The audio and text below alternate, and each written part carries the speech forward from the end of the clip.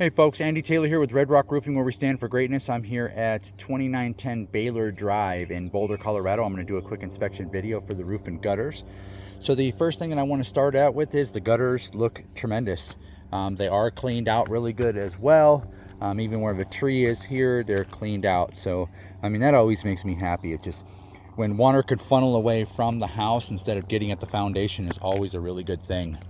Now, I was out here to look at, the roof, obviously, and underfoot, it's not too crispy. And all in all, it's actually in pretty decent shape here.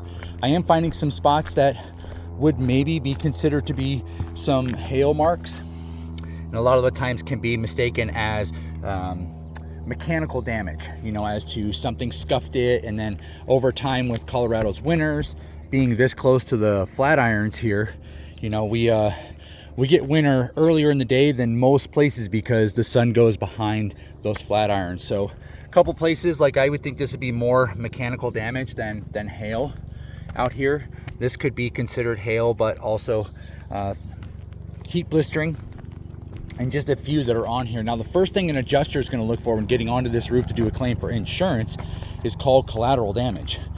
And that's just signs on the soft metals that there has been hail in the area. So anything on this roof would be really small hail because Boulder doesn't get really big hail. So some of these small indentations could come into play.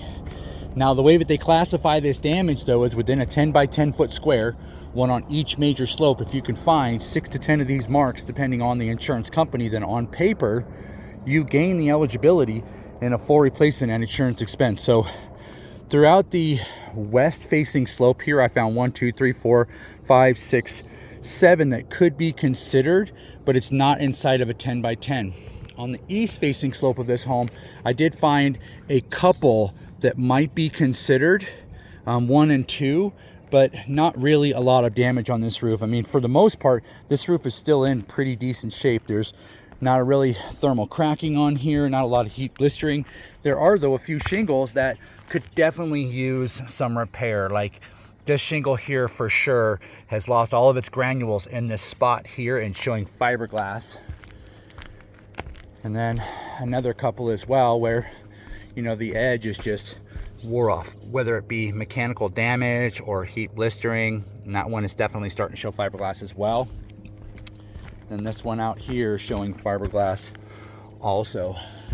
But for the most part, I mean, the roof is in decent shape. The nail heads out here are all sealed with silicone. I always like to see that. That's kind of a code thing in order to pass any Colorado roof inspection. And we can do a small repair on this thing and get this thing up to really where it should be, and then give it a 5-year cert if absolutely need, to make sure that it can go through the sale of the home. Other than that, there's not a lot to bring to your attention. Boot jacks are still shedding water the way that they should. I love to see that. There's no extra silicone around the flue pipe here, which is good as well.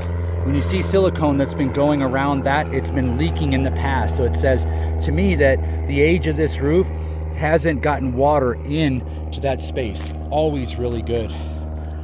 And then one more thing, there is a couple of nails from the city electric here that are rising from the surface, and I'm going to likely just go ahead and get a hammer and put these down, and I'll put some silicone over it for you as well.